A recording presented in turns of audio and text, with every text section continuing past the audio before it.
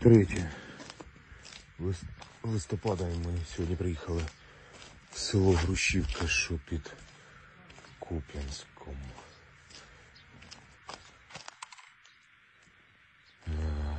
Що я вам скажу? Нічого нового я тут не побачив. Нічого нового.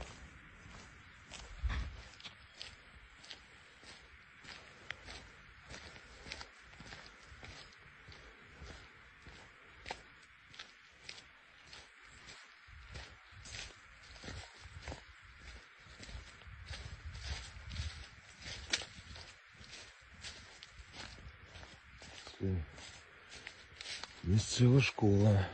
Жодного вікна. Все розбито від вибухової хвилі.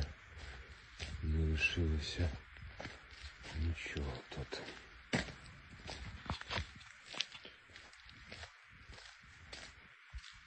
Грушівський ліцей Кіндрашівської сільської ради.